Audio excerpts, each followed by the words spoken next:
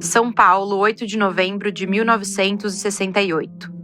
Excelentíssimo senhor delegado, gostaria de chamar vossa atenção para um detalhe que certamente não é do conhecimento das autoridades e que eu, por causa de minhas informações, pude apurar, como segue. Informações que julgo úteis ao seu trabalho de preservar a ordem política e social no Brasil. E espero que tome enérgicas providências para coibir tais investidas contra a democracia nesta terra. Faltou mencionar ainda outro foco de subversão onde são feitas reuniões secretas. Livraria Duas Cidades, na rua Bento Freitas, próxima à Praça da República. Dirigida por frades especialmente treinados em técnicas de comunização na França. A gente pegou esse trecho de um informe do Serviço Secreto do Departamento de Ordem Política e Social, o DOPS, de São Paulo. O texto é de um denunciante de pseudônimo Teófilo Andrade Marcondes. Está no Arquivo Público do Estado e também na tese do pesquisador Hugo de Carvalho Quinta, que a gente consultou para esse episódio. O título da pesquisa é A Trajetória de Santa Cruz e da Livraria Duas Cidades. O livreiro editor de religiosos, universitários e intelectuais na cidade de São Paulo.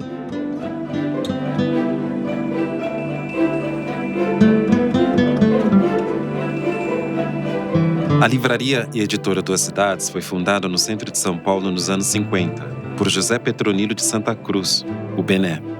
Na época, ele era conhecido como Frei Benevenuto de Santa Cruz e pertencia à Ordem Dominicana, sócia do negócio.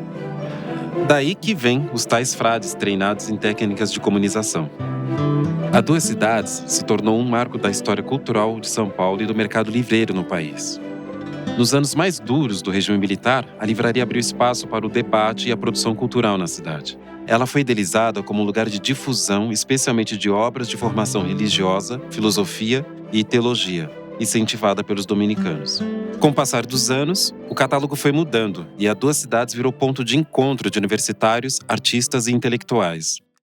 A sua história também tem passagens dramáticas. Foi por causa de um telefone grampeado na livraria que Carlos Marighella foi encontrado pelos militares e assassinado. Ele tinha ligações com funcionários de lá.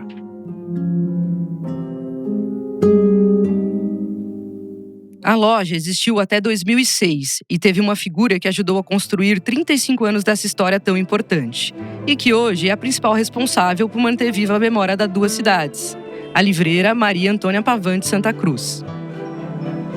A trajetória dela se mistura com a da livraria e no episódio de hoje a gente reconstitui essa história. Eu sou a Flávia Santos e este é o segundo episódio do Livros no Centro, podcast realizado pela livraria Megafauna. E a cada episódio, um dos 3 livreiros da Megafauna me acompanha. São eles o Flávio, o Gonzaga e o Melvin. Hoje quem tá aqui é o Gonzaga. Fala, Gonzaga. Oi, pessoal. Eu sou Maurício Gonzaga, livreiro da Megafauna. Assim como a livraria, esse é um espaço de conversa dedicado sobretudo aos leitores e às histórias e obras que fazem parte da vida deles. Faltou dizer que quem estará sempre por aqui é a Rita Palmeira, curadora da livraria. Hoje, ela vai contar a história da Maria Antônia e da livraria Duas Cidades. Eu volto para conversar com ela e com a Flávia no segundo bloco.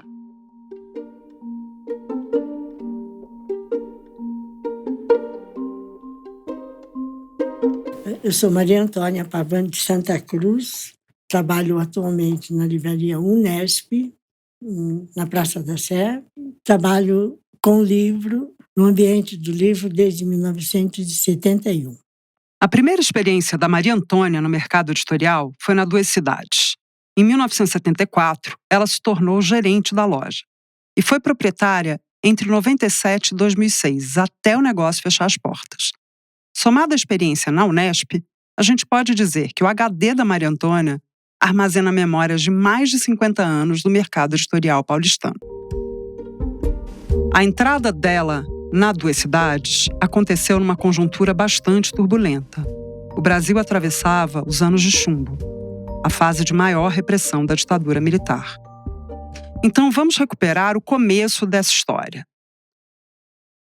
A Maria Antônia tem 76 anos, nasceu em Ibitinga, no interior de São Paulo, e veio para a capital quando era estudante de letras. Ela transferiu o curso da Unesp de Araraquara para São Paulo, na USP. e pouco tempo depois foi parar na Duas Cidades. Fui lá, fiz um teste, uma conversa, na verdade, que era com o Santa Cruz, e ele disse... E a livraria também, já nessa época, ela se destacava muito mais pela importação de livros do que para livro nacional, e a parte tinha editora que traduzia e publicava os autores franceses sobretudo para o estudo dos dominicanos, que eu não mencionei, mas ela foi fundada por um dominicano, que era o Santa Cruz, né? O José Petronilho de Santa Cruz. E aí na conversa ele disse, eu preciso de uma pessoa que me auxilie aqui nos pedidos de importação. O Frei Santa Cruz fazia parte do movimento Economia e Humanismo, que foi criado nos anos 40 por um frade dominicano francês chamado Louis-Joseph Lebré, de quem o Santa Cruz era bastante próximo. Por isso essa correspondência mais frequente com a produção editorial francesa daquele momento. Bom, nessa época, os pedidos eram batidos na máquina de escrever e enviados para fora. Aí a Maria Antônia estava terminando o curso de datilografia e foi chamada para trabalhar escrevendo os pedidos de importação dentro da livraria. Isso foi numa segunda-feira. Ficou combinado, então, que ela ia começar na vaga na outra segunda. Quando foi na quinta-feira, eu recebi um telefonema. Na minha casa, meu tio tinha lá um telefone onde ele recebia os recados. Eu recebi um recado para eu ir lá na livraria que eles queriam conversar comigo. Falei, bom, de duas uma. Ou eu perdi, né, o emprego, nem comecei, mas estranho, né, porque já estava combinado que era segunda-feira. Aí eu fui, foi também o Santa Cruz, ele me disse, olha, surgiu um imprevisto e eu quero saber se você aceita trabalhar na livraria, não comigo, na importação, porque a gente está precisando de uma pessoa e é urgente. Ela estranhou ter sido convocada desse jeito, mas ninguém disse absolutamente nada. Na segunda-feira, quando eu fui fazer a primeira entrevista ou conversa, eu dei uma volta pela livraria. Eu vi que tinha uma menina que estava sentada na seção, exatamente na seção de história, onde ficava, que eu observei isso, história, política. Tinha uma menina sentada e ela estava lá fazendo o serviço dela, que na verdade eu não sei o que era, mas enfim. Quando a Maria Antônia chegou para o primeiro dia de trabalho, ela reparou que essa menina já não estava mais lá. Ou seja, era essa a vaga que a livreira ia ocupar em regime de urgência. A vaga da tal menina. A Maria Antônia desconfia que essa vendedora fosse, na verdade, uma agente da ditadura infiltrada e que provavelmente foi descoberta e, por isso, demitida às pressas. Maria Antônia conta que, mais ou menos nessa época em que ela entrou, a equipe acabou sendo quase inteira trocada. Naquele momento, as consequências de uma das passagens mais dramáticas da história das Duas Cidades ainda estavam sendo sentidas. Pouco tempo antes, em 69, 2 freis dominicanos que trabalhavam na editora tinham sido vítimas de uma emboscada dos militares porque tinham contato com o escritor e guerrilheiro Carlos Marighella, inimigo número 1 do regime militar. Quem conta isso em detalhes é o Frei Beto, no livro Batismo de Sangue, que saiu pela Rocco. O ano de 1967 marca a virada no modo de viver dos dominicanos de São Paulo. A Igreja Católica mergulhara na secularização, a volta ao mundo, a desclericalização de seus agentes da pastoral. A moda consistia em dependurar a batina, usada apenas em ofícios religiosos, trocar o seminário pela universidade e o convento por pequenas comunidades residindo em apartamentos, e viver do próprio trabalho. A maioria dos frades obtinha renda dando aulas. Frei Fernando de Brito e Frei Maurício Caldas foram levados por Frei Benevenuto de Santa Cruz a trabalhar na livraria Duas Cidades. Eu me empreguei como repórter na Folha da Tarde e assistente de direção no Teatro Oficina. A polícia já tinha pistas da ligação da organização do Marighella com frades dominicanos. Eles colaboravam com a resistência à ditadura, especialmente com apoio logístico. Passavam recados, cuidavam de feridos, guardavam materiais considerados subversivos e ajudavam no transporte de ativistas da guerrilha. Agentes da ditadura grampearam o telefone das duas cidades para monitorar os funcionários.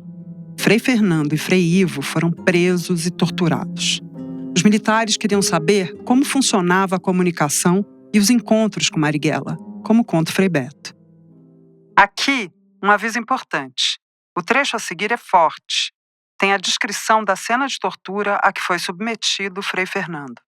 Se preferir não escutar, adiante 3 minutos do episódio. Vocês são base fixa de Marighella, afirmou Fleury, fixando os olhos reluzentes no prisioneiro acuado entre policiais. Fernando negou, disse que nada tinha a ver com o líder político.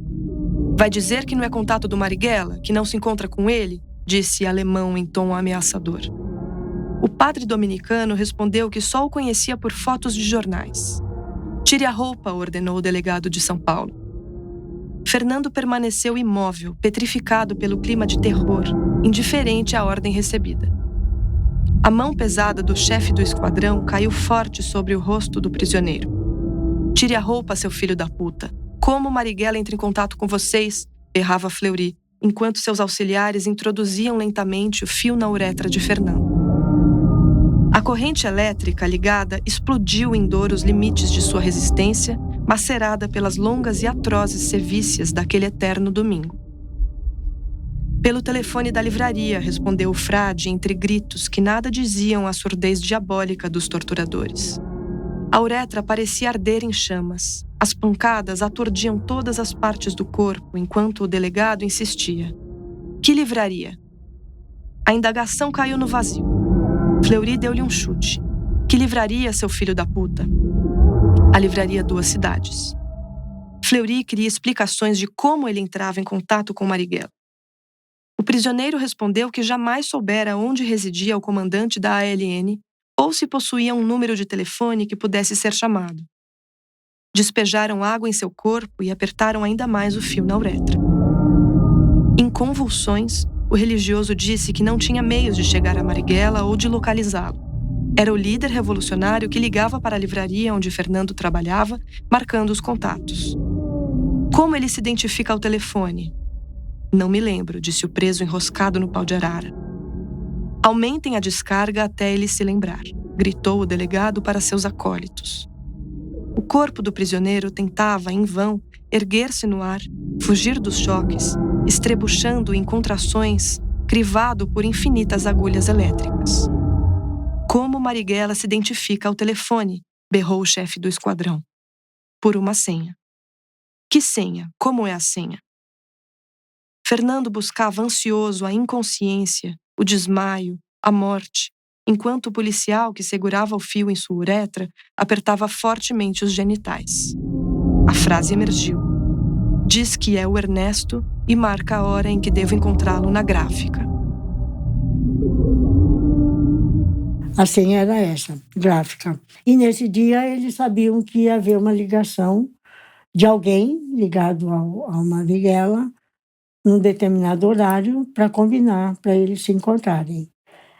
Então os telefones já estavam grampeados e cada vez que alguém que tocava o telefone, alguém atendia, ou era para perguntar sobre livro, alguma coisa assim, tudo bem. Mas aí teve um momento em que chamaram, né, o funcionário, o editor, e aí ele recebeu o recado. E ele tinha acho que ele tinha um Fusca, não sei se estava estacionado por ali, ou eles foram no carro da polícia, eu sei que era um Fusca. E dali foi combinado que era para ir até a Alameda Casa Branca, né, que eles iam se encontrar.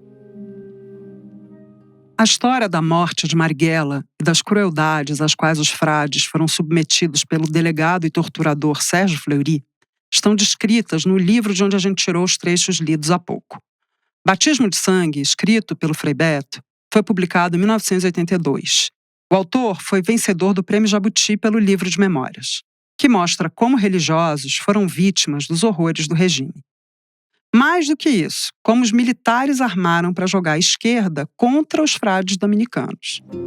Na morte de Marighella, a emboscada foi planejada para que os religiosos fossem vistos como traidores, numa tentativa de enfraquecer e desarticular a resistência ao regime. Se você viu o filme Marighella, dirigido pelo Wagner Moura, talvez se lembre da cena da livraria. E também da chegada do Marighella à Alameda Casa Branca para encontrar os 2 funcionários no Fusca Azul, antes da sua execução. Eram os Freis da Duas Cidades. A livraria acabou ficando marcada por essa ação, que foi chamada de Operação Batina Branca. Ela teve a coordenação do delegado e torturador Sérgio Fleury, já conhecido pelas prisões, torturas e assassinatos nos porões da ditadura. As pessoas tinham receio de ir. A população também não sabia bem, o que é comunismo, o que é de esquerda, o que é vermelho, o que é isso. E você não sabia quem era quem. Então, as pessoas iam à livraria e tinham medo de conversar com alguém, né? Fazer algum contato, porque, de repente, era um espião. Como era o caso da menina, que eles colocaram a menina ali para ela... A tal menina era uma informante. Eu soube depois que ela era uma informante. Como tinha nas salas, sobretudo da USP, né? Sim. O Santa Cruz, ele não comentava muito. Primeiro porque ele não sabia da ligação dos meninos com o Marighella, que era uma coisa muito... Eu ia perguntar isso, ele sabia? Não sabia. Ele ficou sabendo no dia. Não se sabe quanto tempo a livraria seguiu vigiada. A história envolvendo a prisão dos frades e os interrogatórios feitos sob intensa tortura também deixou muitas perguntas sem resposta. O curioso é que a livraria ter ficado associada à morte de Marighella ou à colaboração com a resistência armada não impediu que gente ligada aos militares também aparecesse por lá para encomendar livros. Um dos fregueses inusitados da Duas Cidades era o Alfredo Buzaide, ministro da Justiça do governo Médici. Ele ia à livraria. Eu anotei aqui o Buzaide, porque eu fiquei impressionadíssima. Então, ele ia à livraria sempre que ele vinha a São Paulo. Só que era assim, um carro com 4 pessoas na frente, estacionava ali na frente. Aí vinha o carro com o Buzaide, ele, o motorista e 2 seguranças. Ele entrava, o segurança ficava mais ou menos na porta e o outro ficava mais ou menos próximo. E um terceiro carro lá do outro lado. Então, a quadra praticamente era, né, assim. Ele olhava, entrava, cumprimentava, muito educado, mas eu pegava os livros, escolhia filosofia, política, história.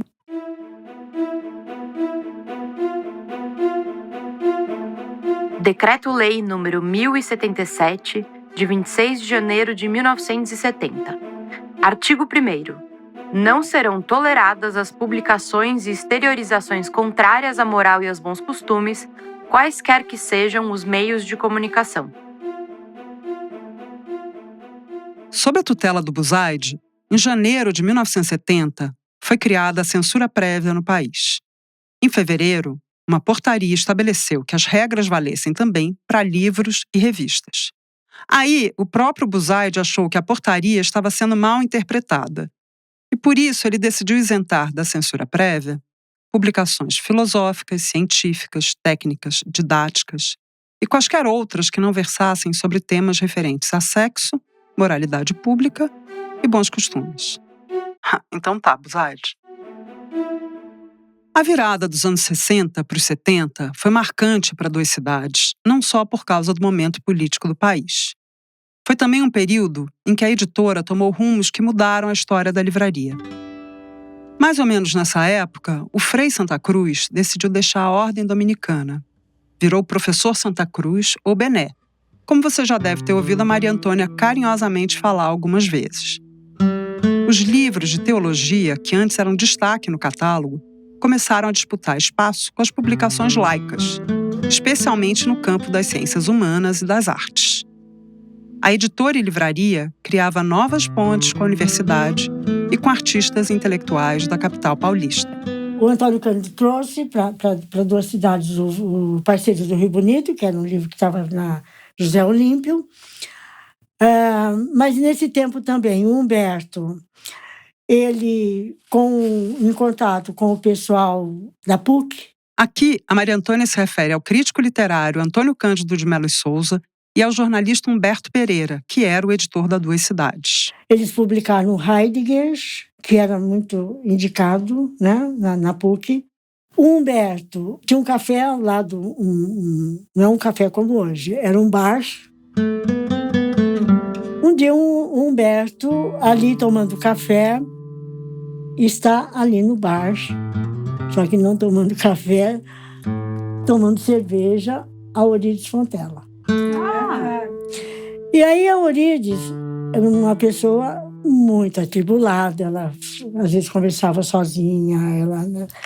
E eu não sei como, o Humberto, né, tá conversando com a Eurídice e descobriu que ela era poeta, e ele ficou entusiasmado e convidou, quis conversar melhor com ela e propôs uma edição do Elianto, que era um livro que ela já tinha pronto. Então foi a primeira vez que a Eurídice foi publicada, porque os primeiros livros dela, ou as primeiras poesias, foram publicados na USP, no departamento. A partir daí, a Eurídice ficou, né, frequentando a livraria, que isso foi mais ou menos em 1971, que foi quando eu entrei. Nós publicamos o Elianto, o Humberto publicou os Heideggers e publicou essa linha que é da Cigô, que está ligado mais o dela é cana-de-açúcar, né? Só um parêntese. A Cigô, a quem a Maria Antônia se refere, é a minha mãe, que se chamava Lígia Cigô, era antropóloga e teve seu livro Os Clandestinos e os Direitos, Estudos sobre Trabalhadores da Cana-de-Açúcar de Pernambuco, publicado pela Duas Cidades em 1979. Antes de começarmos a gravação, comentei com a Maria Antônia essa coincidência e é por isso que no meio da conversa aparece essa referência à minha mãe, a Cigô em questão. Fim do parêntese. Mas nesse período também, o Humberto, ele publicou Mário de Andrade com a organização da Ateliê Ancona Lopes, né? Nós publicamos 3 livros sobre música e o Turista Aprendiz, que é um livro também importante do Mário, tirando a literatura, os romances, né? Ele publicou Murilo Mendes, Convergência, que era muito amigo do Santa Cruz. Publicou, acho que um livro, acho que o Sequim foi nessa época, sobre João Cabral de Melo Neto, que também era muito amigo de Santa Cruz, enfim. Nesses anos, a livraria foi se consolidando como ponto de encontro de artistas intelectuais. Se você der uma zapeada pelos registros da Duas Cidades, na internet e nos jornais, vai achar depoimentos de gente que foi referência da vida intelectual e cultural dos últimos 50 anos. Marilena Chauí, Celso Laffer, Zé Mauro de Vasconcelos, Sérgio Buarque, Chico Buarque, Zé Wilker e Juca de Oliveira são alguns dos que passaram pela rua Bento Freitas, número 158. Sempre de maneira inesperada. Caiu do céu, é? Sou um anjo pagão. Hoje foi pra vir pegar seu autógrafo. Oi. Oi. Eu quero comunicar que eu já li inteirinho Pássaros Subterrâneos. Gostou? A gente ouviu um trecho do Compasso de Espera, um filme do diretor teatral Antunes Filho, lançado em 73, que discute o racismo a partir da história de amor de um poeta negro e uma atriz branca de uma família tradicional paulistana. O poeta, nessa cena, aparece todo pomposo e galanteador no cenário da Duas Cidades, que virou essa sede de encontros e eventos culturais nos anos 70. A editora ia a todo vapor. Depois de Os Parceiros do Rio Bonito, Santa Cruz publicou vários escritos e O Discurso e a Cidade, do crítico literário Antônio Cândido, além de muitas outras obras de outros autores em teoria literária, artes, filosofia e ciências sociais. Aí começou a fase do pessoal do Antônio Cândido. Tem um nome que está aparecendo bastante nesse episódio e que talvez você ainda não conheça. Antônio Cândido de Melo e Souza, foi um intelectual de primeira grandeza, nosso maior crítico literário. Essa descrição superlativa não é à toa. O Antônio Cândido produziu uma obra muito importante que reorienta a crítica literária brasileira, em especial a paulista. Altera os currículos de letras e mostra como a literatura também ajuda a entender nossa formação social e nacional. O Cândido teve muitos orientandos que também são fundamentais no universo da crítica literária nacional e que eles também frequentavam as Duas Cidades. Valnice Nogueira Galvão, Davi Arrigucci. E bom, se você ainda não conhece os livros do Antônio Cândido, vale conhecer. Eles estão sendo relançados pela editora Todavia. E agora vamos voltar para Duas Cidades e para Maria Antônia. A Duas Cidades era referência também para estudantes e professores de outros estados. Tinha gente que viajava para São Paulo e passava pela livraria, ou então entrava em contato pelo telefone para encomendar livros importados, que sempre foi um ponto forte do negócio. Outro ponto forte da livraria eram os lançamentos, especialmente nessa época de ouro. Então vocês imaginam, mas não fazia ideia. Era muita gente, aquela livraria era enorme, abarrotada de gente toda. Naquela época as pessoas iam mesmo. A gente chama de toda a nata, os curiosos também para saber quem era, o que estava acontecendo. Então a livraria fazia muito lançamento, mesmo de outras editoras, se quisesse, né, da própria Duas Cidades. E depois, com a vinda do pessoal do Antônio Cândido, dos orientandos, aí cada vez que lançava, se quisesse, lançava o livro, se quisesse, tinha lançamento, né? E era muito comum. Só que a região começou a ficar deteriorada, complicada, bem complicada. E as pessoas tinham um pouco de receio, às vezes, de ir. Então, durante o dia ia, porque tinha o comércio, funcionava, né, tudo ali. Mas à tardinha já a coisa ficava meio, né, difícil. Então, a gente está aqui mais ou menos o quê? No fim dos anos 70 ou já nos anos 80? Pensando ali, nesse quase cenário? 80. Tá. Quase 80, é. Esses laços com a academia e com os artistas intelectuais de São Paulo ajudaram muito a livraria a se consolidar, assim como o crescimento do mercado editorial de um modo geral. Só que os reveses na economia do país a partir da segunda metade da década de 70 e a conjuntura pouco favorável para a importação começaram a pesar na rotina da Duas Cidades. O centro também foi perdendo relevância à medida que o mercado financeiro, os grandes comércios e a vida cultural iam migrando em direção à Avenida Paulista. E foi ficando mais difícil manter aquele clima que dominou os anos de pujança da Duas Cidades. No final dos anos 80, mesmo com todas as dificuldades, a Duas Cidades realizou um projeto que se tornou uma referência no mercado editorial de São Paulo e que deu alguma sobrevida à editora.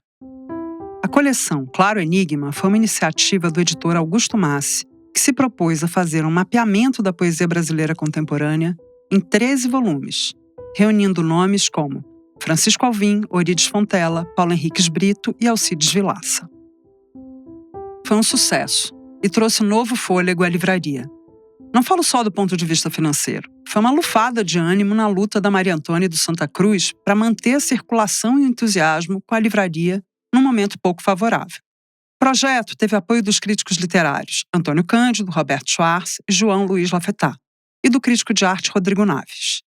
E foi um acontecimento também porque estabeleceu um diálogo entre poetas e artistas visuais como Mira Schendel, Amilcar de Castro, Tunga e Guto Lacais. Os lançamentos movimentaram a Bento Freitas mais uma vez. E era assim, um bom vinho mesmo, não era vinho. Né? E tinha sempre um salgadinho, um petisco, alguma coisa assim. Eles ficavam até às 11, 11h30, meia-noite, e ainda tinha gente na livraria, comendo, conversando, batendo papo, aquela coisa. E assim foram todas as vezes em que ele lançava uma série de 3 ou 4, ele fazia os lançamentos na loja. E ajudava muito, porque as pessoas compravam os outros livros que tinham, que andavam pela livraria toda, e compravam os livros da coleção, que foi, não sei quanto tempo demorou publicando, mas eu acho que foi até início de 90, praticamente, né? Foi o que ajudou bem, né?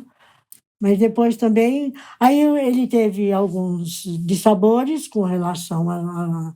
Ele resolveu parar porque não valia a pena continuar com muita dor de cabeça. Né? Os problemas financeiros da Duas Cidades se acentuaram. O receio dos clientes de frequentar o centro também não cessava. Quem comprava os livros lá preferia encomendar, e uma livraria não existe sem o seu público. Aí, enquanto Santa Cruz e a Maria Antônia lutavam sem perder as esperanças para manter a editora e a livraria funcionando, teve um episódio inesperado que mudou a vida deles para sempre. Bom, nesse período, em 93, ele sofreu um acidente doméstico, ele, né, tropeçou num tapete, sei lá, caiu, fraturou um braço, uma coisa toda. Eu precisei ficar com ele para cuidar dele. Ele não podia fazer nada praticamente. Então eu fui para lá, para o apartamento. Aí quando terminou, que ele estava bem, que ele já podia, né, escrever, sair, falei, bom, agora eu volto para minha casa e pronto. Não, você não volta. Eu falei, não, bem, imagina. Aí um dia ele pega o telefone e liga para minha casa, minha mãe atende e disse, olha, eu estou comunicando que a Maria Antônia, de hoje em diante, não volta mais para a casa dela, minha mãe no interior, né? E eu já vou marcar a data do casamento. A Antônia e o Bené já tinham um relacionamento, não é que a ideia do casamento veio do nada. Mas eu resolvi não contar antes, porque até esse momento da história da livraria, ninguém sabia. Nem funcionários, nem a família, nem amigos, só eles dois. E eu queria que a nossa história respeitasse isso também. Um ouvinte mais atento talvez já tenha desconfiado ao longo do episódio. Bom, também teve gente que desconfiou na época, mas... Nunca ninguém, pelo menos, comentou nada comigo, né? E eu também... Tanto que para os outros eu era professor, só com ele que era diferente, né? Que era o Bené. Mas você já trabalhava na Duas Cidades há mais de 20 anos? Não, desde 71, exatamente. E só nos anos 90 que 90, vocês oficializaram? Antônio Cândido e Ajuda foram nossos padrinhos. Ah, que bonito. Foi num cartório, né? Veio um sobrinho dele que ele... Não foi na igreja? Não. Só no cartório.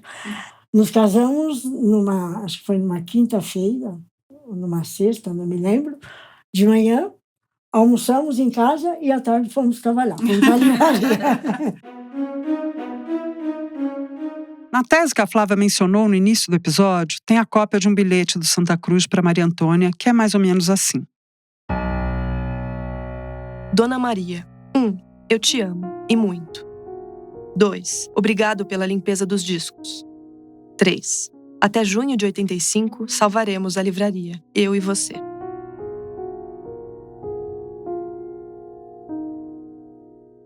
O casamento deles foi em 1993. 30 de junho. E aí, mas o Bené, ele já não estava muito bem, né? Ele tinha esse problema dos pulmões, mas mesmo assim a gente conseguiu fazer uma viagem. Viajamos aqui também, fomos até Recife, que ele tinha uns amigos que ele queria rever. E aí foi piorando, ele faleceu em 97. Durante o tempo em que o Santa Cruz ficou no hospital, Maria Antônia conta que a primeira coisa que ele queria saber quando recebia visitas era da livraria. Quando ele não podia falar, escrevia bilhetinhos perguntando como andavam as coisas. E mesmo com um cenário difícil, achava que não podia perder as esperanças. Desse empenho deles dois, representado na Maria Antônia depois da morte do marido, surgiu mais uma empreitada para salvar a livraria. Em cena, novamente, o editor e professor Augusto Massi. Tem uma coleção que existe até hoje na Editora 34, chamada Espírito Crítico. Ela foi criada em parceria com a Duas Cidades. A história é a seguinte. Augusto Massi, então editor e professor da USP, decidiu montar um projeto voltado para o público universitário. A ideia era retomar a proximidade dos estudantes com obras de referência de uma geração anterior de críticos literários formados pela USP. A 34 passou então a republicar grandes títulos do catálogo da Duas Cidades. E a coleção foi batizada de Espírito Crítico por Antônio Cândido. Parceiros do Rio Bonito, os 2 livros do Roberto, O Vencedor e O Mestre na Periferia, um livro da Gilda, de Melo Souza, Utopia Laúde, Exercício de Leitura, e depois entraram mais 2 livros que ela deu. O Antônio Cândido concordou, e aí deu um livro dele para o Vinícius Dantas publicar a bibliografia, né, do Antônio Cândido, que fez parte, e assim foi. E até hoje. Aos poucos, a coleção ampliou a proposta inicial e passou a publicar também obras clássicas do Lukács, do Benjamin, do Adorno, entre outros. Virou um clássico na editora. Mas o sucesso não foi suficiente para manter a Duas Cidades em pé. E, em 2006, a Maria Antônia tomou a difícil decisão de fechar as portas da livraria. Foi muito difícil, muito, mas tinha que ser, porque senão a coisa ia, né, ser pior. Encerrou, mas alguns títulos que estavam programados para a coleção, eles foram publicados depois, E até hoje, quando a 34 lança, ela eu acho muito simpático, muito coloca o selo. Eu não reparei. Coloca o selo. Que legal. Isso é muito gratificante. Que não vai morrer. Qualquer hora, dá uma espiada. Se você comprar algum título da coleção, vai encontrar o logo da Duas Cidades, junto com o da 34. É um jeito bonito de homenagear uma editora que fez parte da vida cultural de São Paulo, com irradiações pelo país inteiro. Depois que acabou a Duas Cidades, a Maria Antônia pensou em deixar o ambiente do livro e trabalhar com gastronomia. Mas não deu nem tempo de começar a planejar a transição. Pouco tempo depois de fechar a loja, ela foi convidada para montar a livraria da Unesp na Praça da Sé. E aceitou o convite. Em 2007, estava lá abrindo as portas de um novo negócio. E segue trabalhando desde então, completamente mergulhada no ofício. A Maria Antônia agora está dando os próximos passos em relação ao futuro do acervo da época da Livraria Duas Cidades, negociando com institutos de pesquisa. A tese do Hugo de Carvalho, que a gente consultou para esse episódio, deve virar livro este ano.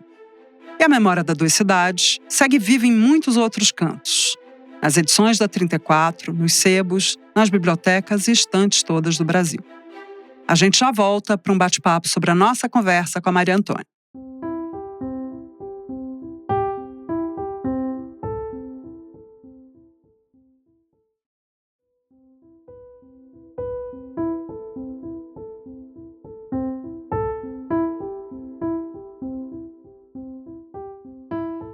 A conversa com a Maria Antônia foi demais, né? Ela é testemunha dessas mudanças do mercado editorial, e num universo em que as histórias são sempre contadas por editores livreiros, enfim, figuras importantes a beça, mas todos homens, né? E aí uma mulher como ela, que participou super ativamente de 50 anos, quer dizer, ela 35, né, de história da Duas Cidades, mas 50 anos do mercado livreiro, é um negócio muito legal. Foi emocionante e não à toa que a gente acabou ficando muitas horas falando com ela, né, Flávia? E a Flávia tinha suspeitado, aliás, desde o início, né? Fica para começar aqui nosso papo, fica declarada a nossa admiração pela Duas Cidades e por essa livreira que realmente honra o ofício. Uma mulher que merece muito uma homenagem. Nossa, a gente ficou 4 horas gravando, talvez. Eu ficaria mais umas 12 horas conversando com ela. Adorei a conversa. Em alguns momentos eu fiquei com os olhos marejados, assim, dessa dedicação que ela teve ao livro e que ela continua tendo, né, agora. Ela continua livreira, assim. Para quem trabalha com livro, é uma história muito inspiradora, assim. Outra coisa que na hora eu fiquei pensando foi que a primeira edição do Vencedor das Batatas que eu comprei tem o selinho das Duas Cidades. E aí é legal fazer a conexão da história do que era a Livraria Duas Cidades, depois das publicações, com um dos primeiros livros que eu comprei na graduação. E também essa coisa da livraria ser uma coisa atuante na sociedade, né? Uma livraria que estava presente na ditadura, que os intelectuais e mesmo os censores frequentavam. Tem essa história ligada a Marighella, e saber que uma livraria, um lugar que é de encontro, tá dentro da história do Brasil, mesmo da parte ruim da história do Brasil. Pois é, antes de gravar o episódio, eu, a Flávia Gonzaga, a gente estava falando exatamente de como a ditadura foi chegando a cada um de nós, né? Que lembrança a gente tinha e tal. Eu sou mais velha que eles, não muito, mas sou. E eu tenho muitas lembranças dessa época, não, claro, do Marighella, porque aí estava longe de nascer ainda. Mas, sei lá, uma das minhas primeiras lembranças na vida é justamente do período da anistia, quando um tio meu, que estava no exílio, pôde finalmente voltar para o Brasil. E eu fui com a minha família receber ele no Galeão, no aeroporto do Rio. E para mim ele tinha uma coisa assim, uma mística do tio que eu não conhecia. Eu era muito pequenininha, nem sei se eu me lembro disso ou se isso ficou na minha cabeça, porque tem um monte de foto dessa recepção no Galeão. Tinha um monte de exilado voltando no mesmo voo, tinha muita imprensa, muita gente.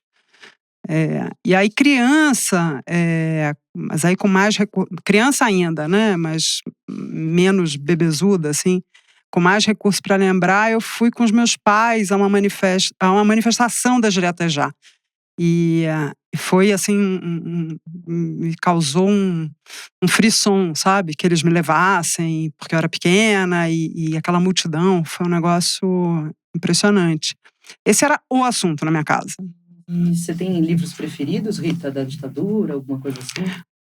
Tenho, mas eu comecei a ler livros sobre a ditadura já na infância, assim, né? Eu li um infanto juvenil chamado Menino Sem Pátria, do Luiz Puntel, que é sobre justamente crianças que foram viver no exílio. Aí na adolescência eu li aquele livro do Gabeira que todo mundo lia, que é o Que é Isso, Companheiro. E aí na vida adulta, exatamente porque isso era um assunto, porque isso fazia parte do meu imaginário e tal, eu elegi assim, uns livros que são livros bem importantes na minha formação de leitora e que eu gosto muito, e a que eu volto com alguma frequência, né? Que são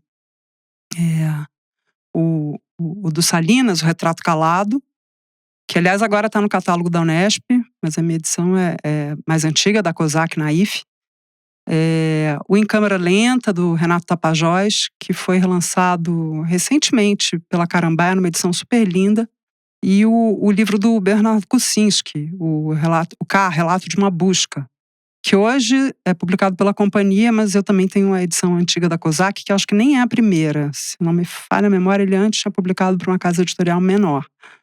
Mas, gente, desandei a falar, desculpe. Fala aí. Rita, o livro dessa época que eu gostei bastante foi o Poema Sujo, do Ferreira Goulart, escrito em 75, quando ele estava no exílio na Argentina, né? E o interessante desse livro é o registro dele, né? Que o Vinícius de Moraes conseguiu, pediu para o próprio Ferreira Goulart ler o livro e gravou, trouxe essa gravação para o Brasil, mostrou para algumas pessoas e tal, o que levou à publicação do livro. E a partir da publicação do Burburinho, houve toda uma manifestação pedindo para que o Ferreira Goulart voltasse para o Brasil, né? Isso tá acho que tá nessa edição do Poema Sujo da Companhia das Letras, né? Sim, essas informações. Tem uma nota do Goulart falando da história do poema. E o Enio Silveira, da Civilização Brasileira, que pede para publicar o livro. É uma história bem bonita mesmo, Gonzaga. Da ditadura, cara, eu gosto muito do Salinas, assim. Foi um livro que eu li e me deu uma destruída, assim. Tipo, eu falei, nossa, eu não cheguei a ler o Que é Esse Companheiro, nem o do Frei Beto mesmo, né? E aí eu li o do Kucinski, também achei bem triste, mas o do Salinas, assim, é dilacerante, assim. Você lê e você fica, puta que pariu. Pode falar palavrão no podcast, gente? Pode. E aí, eu vou indicar… Tem 2 livros que não falam de ditadura, mas eu acho que a ditadura tem essa coisa do clima, né? Essa coisa densa do ambiente da ditadura, que é repressão e você ter gestos contidos, né, na vida, fazer movimentos mais lentos e menos movimentos, né? Que aí eu tenho 2 livros que eu gosto muito, que é o Sombra dos Reis Barbudos, do J.J. Veiga, que sai pela Companhia das Letras. Inclusive, mais uma coincidência desse episódio, foi o Augusto Massi que indicou numa matéria que eu fiz com ele, de literatura brasileira. Esse livro é de 72, é do período da ditadura. Só que o J.J. Veiga fala que não é um livro sobre ditadura. E o que acontece no livro? Tem uma cidadezinha que chama Taitara e chega uma companhia, uma empresa, uma grande empresa. E essa empresa começa a meio que mandar na cidade, as pessoas todas são empregadas ali. Então, a cidade começa a se movimentar de acordo com de como a empresa guia ali a cidade. Então começam a assumir pessoas, as pessoas ficam com medo de falar nas ruas, então fica aquele clima meio denso. Não é uma ditadura, porque é uma empresa, né? Mas fica ali naquele clima denso. Eu gosto muito desse livro, assim. É meio um realismo fantástico, assim, latino-americano, apesar do J.J. Veiga não achar isso. Outro livro também que eu li, que é também dos anos 70, que é do Érico Veríssimo, O Incidente Antares, que também tem essa coisa insólita desse clima de exceção, das pessoas mudando as rotinas de vida e tal. Assim, a coisa clássica desse livro é que as pessoas não são enterradas e aí fica aquele clima de os mortos andando pela cidade, reivindicando coisas. Então eu acho que, apesar de não falar de ditadura, fala de estado de exceção, né? Que esse clima… Não fala diretamente, né? Indiretamente tem esse clima insólito da ditadura, que é o que a gente não fala. E aí, agora mais falando de ditadura mesmo, indo para nosotros, para Latinoamérica, tem um livro que eu li recentemente, acho que um mês, que chama A Tirania das Moscas, saiu pela Instante, é da Elaine Vilar Madruga. É um livro que conta a história de uma família disfuncional num país em regime ditatorial. Até rimou. Uau! E essa família é composta pelo pai, que é o general desse regime, a mãe e 3 filhos. Só que esse general está perdendo prestígio em relação ao ditador. Então, no livro, conforme ele vai perdendo prestígio, que o ditador acha que ele está conspirando, ele vai trazendo para a família dele um regime de exceção. Ele começa a falar para os filhos não fazerem coisas, não saírem de casa. Então tem esse clima assim, de realismo fantástico latino-americano dentro de uma ditadura. Assim. Então tem coisas bem legais. E dentro de uma família, né? Dentro de uma família, exatamente. O pai é o tirano. E escuta, eu tinha falado de família, a gente falou de família lá no início, eu falei da minha, mas vocês não falaram nada. Vocês não devem ter muita lembrança da ditadura pela idade, tem? Rita, a gente conversa muito lá na loja, né, sobre vários assuntos, e a história da Maria Antônia nos fez refletir sobre isso, né? Tanto eu e a Flávia, a gente estava conversando, que nossas famílias não sentiram a ditadura como diz a história dos livros, né? Como a gente tem os registros, né? A partir disso, isso não quer dizer que assim, eles estavam alienados, né? Na verdade, de alguma forma, as pessoas periféricas sofreram a violência, como sempre, mas talvez a gente não tenha tido o registro dessa violência como uma violência política, né? Acho que foi assim que a gente acabou atravessando, as nossas famílias acabaram atravessando esse período, né? Então, quando a gente teve essa conversa, eu peguei e mandei um áudio para minha mãe, para minha tia Holanda, perguntando como é que era, assim, quando elas eram jovens e saíam, como que era o clima. E a minha mãe respondeu que, olha, não mudou nada não, mas a gente corria da polícia. Então, assim, as violências com as pessoas da periferia, elas continuavam as mesmas que já aconteciam, né? O que não é, sabe, esse país, enfim. E aí isso também me fez lembrar de outras coisas, assim. Por exemplo, eu estava lendo a biografia da Sueli Carneiro, escrita pela Bianca Santana, e no meio da biografia, a Sueli conta episódios em que ela ficou vista pela ditadura porque ela recebia pessoas ou hospedava as pessoas no apartamento dela. E isso me faz pensar também que o movimento negro era articulado, porque a Sueli Carneiro era uma pessoa ativa politicamente e estava articulando política nesse momento, né? Surge um movimento negro unificado e a gente tem pessoas importantes, né? Tem o Abdias Nascimento, que foi senador da República, o Guerreiro Ramos, que foi deputado. Então, essas pessoas, por exemplo, nos anos 70, elas saem do Brasil, elas se autoexilam. Então, apesar das pessoas pretas e periféricas não sentirem tanto a repressão como as outras pessoas, a gente também estava se articulando, né, dentro da política, dentro da esquerda. Então, isso é bem interessante. E eu acho também que nesse período, dos anos 70, né, tem o próprio regime ditatorial, ele usa o futebol, as Olimpíadas, usa essa coisa da democracia racial como estandarte, né? Então a gente tem lá aquele jingle da Pra Frente Brasil, Salve a Seleção, essas coisas. Sim, já que você falou de futebol, Olimpíada, eu lembrei da história do Reinaldo, atacante do Atlético Mineiro dos anos 70, um jogador negro que comemorava os seus gols com o punho cerrado, tipo os Panteras Negras, né? Como os Panteras Negras faziam. Por conta desse tipo de comemoração, no período da Copa de 78, que foi na Argentina, ele foi repreendido pelos militares. O próprio Geisel, em pessoa, foi lá cobrar ele para que ele tivesse uma postura diferente. O Brasil foi em busca do Tetra, o clima era pesado, eles foram escoltados pelos militares, armados até os dentes. O primeiro jogo do Brasil foi contra a Suécia saiu na frente, fez o primeiro gol, e o Reinaldo empatou logo depois. Ele ficou instantes assim, hesitando, e comemorou do jeito de sempre, né? Levantou o punho a contragosto dos militares.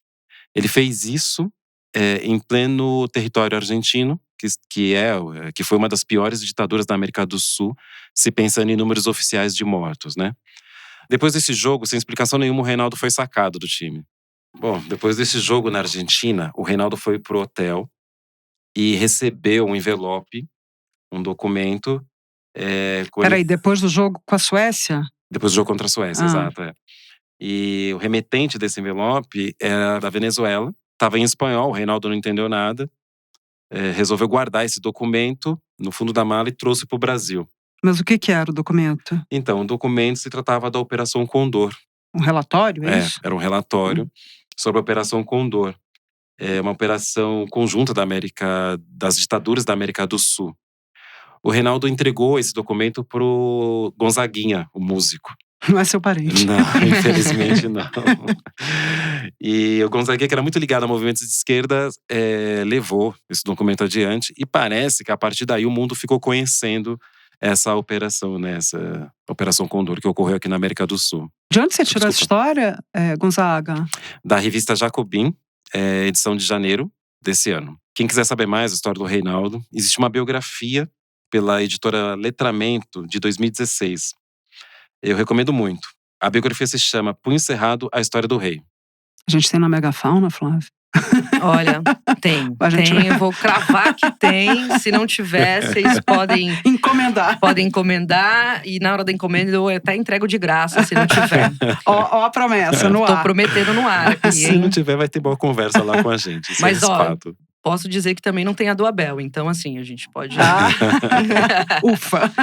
Escuta, Gonzaga, não tem um papo de que o Reinaldo era vizinho do Frei Beto? Tem, mais uma coincidência desse episódio, Rita. O Reinaldo é do interior de Minas, de uma família politizada.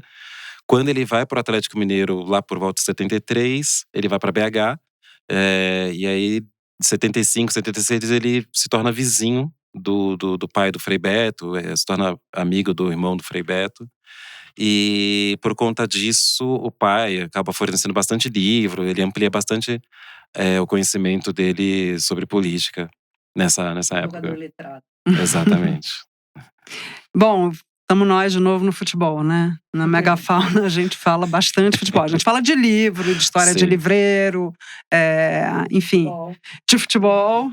A gente sempre termina no futebol. Exatamente. E aí, só para todo mundo já saber, eu sou flamenguista, a Flávia é palmeirense e o Gonzaga é santista. Mas bora encerrar o segundo bloco. A gente é um grupo democrático. E para todo mundo saber, a gente vai deixar todas as indicações de livros citados na descrição do episódio. E agora a gente vai para a parte final com 2 quadros curtinhos que dizem muito sobre a rotina de uma livraria. Ou pelo menos da nossa. Deixa eu me arrumar aqui, peraí.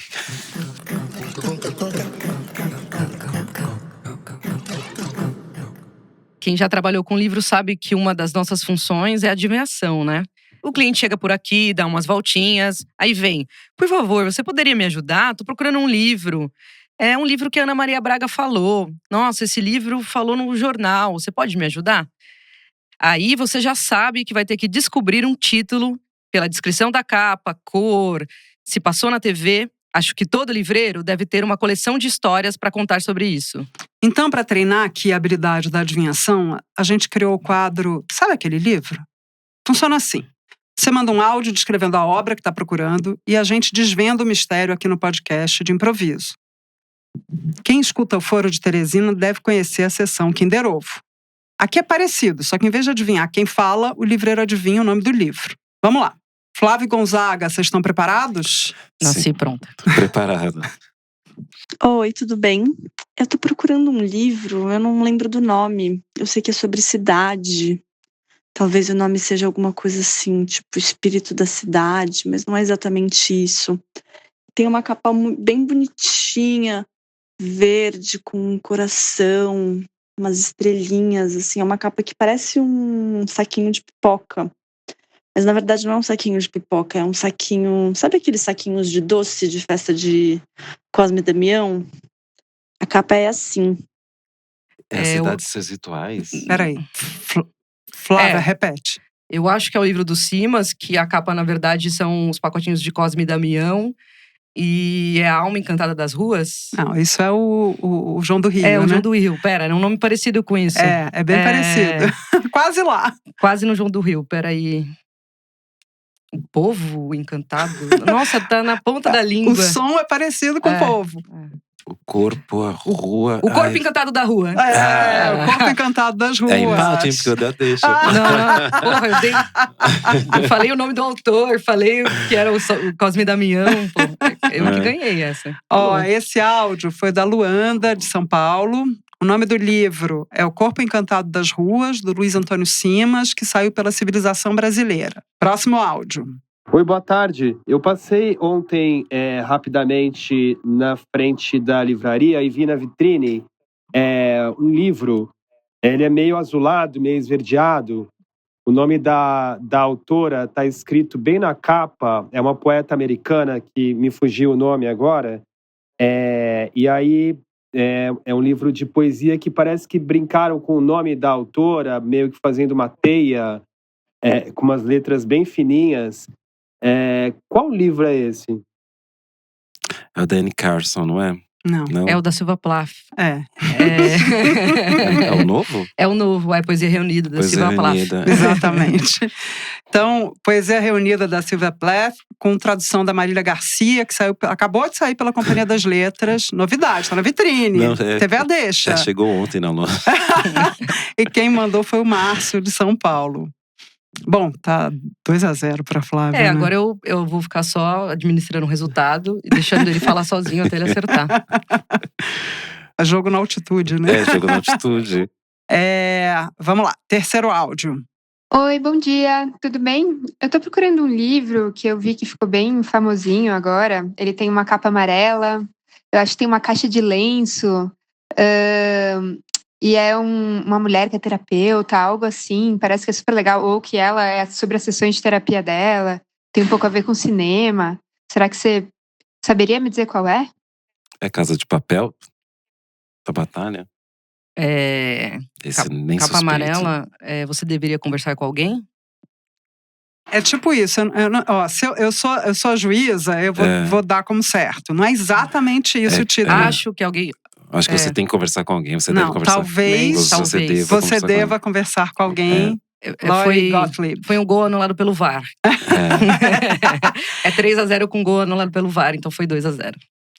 O livro chama então Talvez Você Deva Conversar com Alguém, da Lori Gottlieb. E teve tradução da Elisa Nazarian, saiu pela editora Vestígio.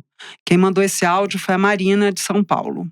Para participar do quadro Sabe Aquele Livro? É só mandar seu áudio para o WhatsApp 11 910 15 0156. Conta pra gente também se você estiver conseguindo adivinhar as charadas que passam por aqui.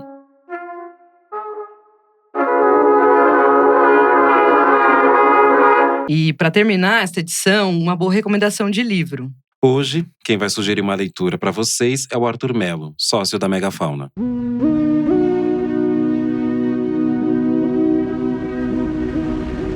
O meu livro devorado é A Sociedade da Neve. Esse livro foi escrito pelo Pablo Vierce, ele tem tradução do Bernardo Argenberg, e ele conta a história dos 16 sobreviventes de um acidente que aconteceu nos Andes em 1972. Esse livro está sendo relançado, uma edição comemorativa. Eu li esse livro pelos meus interesses, eu gosto muito de livros sobre aventuras, montanhas, escaladas, e eu vi quando a Companhia das Letras relançou esse livro. Para quem que eu recomendo esse livro? Esse livro, apesar de ser uma história de aventura, de sobrevivência, ele conta sobre essa sociedade que eles acabam falando dentro do livro, a Sociedade da Neve. E tem uma separação muito, muito interessante entre esses sobreviventes e o que eles fizeram para conseguir aguentar tanto tempo na montanha, e como que eles se fecharam dentro de uma sociedade quase que apartada de tudo. Então esse livro ele vai mostrando relatos dos sobreviventes e intercalando com a narrativa do Pablo, que o Pablo ele era amigo desses jovens que estavam fazendo esse voo e que se acidentou nos Andes. Eram jovens de um time de rugby e muito amigos. Então, acho que é muito interessante de ver como que cada um deles encarou o acidente, como que cada um deles arranjou as maneiras de sobrevivência e como que eles foram se ajudando entre si, criando essa sociedade entre eles, e principalmente como eles passaram a enxergar a vida depois de tudo que aconteceu. Ele é um livro que essencialmente fala sobre a natureza humana. Ele é muito bonito, tem partes muito bonitas dessa sociedade. E eu falo sociedade porque eles repetem incessantemente essa palavra. Essa sociedade que se forjou a 4.000 metros na Cordilheira dos Andes. O Livros no Centro fica por aqui. Lembrou de alguma história inusitada sobre livros que possa render um bom episódio? Você pode mandar sugestões pelo @livrariamegafauna no Instagram ou pelo e-mail podcast@livrariamegafauna.com.br. A gente queria agradecer a Maria Antônia Pavan de Santa Cruz e ao Augusto Massi, e também ao Beto da Livraria Simples e a Maíra Pereira. O podcast Livros no Centro é realizado pela Livraria Megafauna e tem distribuição pelo UOL. Eu sou a Irene de Holanda, diretora da Megafauna, e dirijo Livros no Centro junto com a Fernanda Diamante. A criação e o roteiro são da Laura Kapeliushnik, que também é responsável pela produção executiva e pela montagem desse podcast. A apresentação é da Rita Palmeira, curadora da livraria, e da Flávia Santos, livreira e coordenadora da loja. O Flávio Augusto, o Maurício Gonzaga e o Melvin Brito, livreiros da Megafauna, se revezam na conversa do segundo bloco do podcast. Eles e a Flávia Santos colaboram com a Rita Palmeira na curadoria dos livros citados nos episódios. A Nina Knudson, coordenadora de eventos da Megafauna, fez a leitura dos trechos de livros desse episódio. A leitura de documentos da época foi feita pela Laura Kapeliushnik. A trilha sonora original é do João Camareiro. O desenho de som e a finalização são do Vitor Oliveira. E as músicas complementares são do Vitor Oliveira e do Blue Dot. Quem faz a direção de locução é a Mica Lins. E a pesquisa para o podcast é da Sheila Miranda.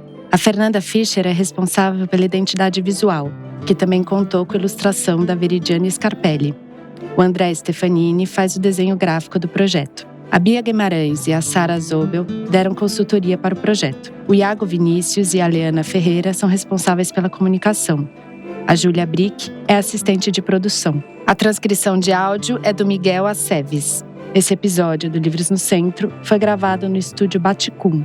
Os livros que citamos estão na descrição do episódio e você encontra todos eles na Megafauna e no site da livraria. Defenda o livro, frequente livrarias independentes. Dessa forma, você descobre boas leituras e ainda fortalece a bibliodiversidade. Nos vemos no próximo episódio.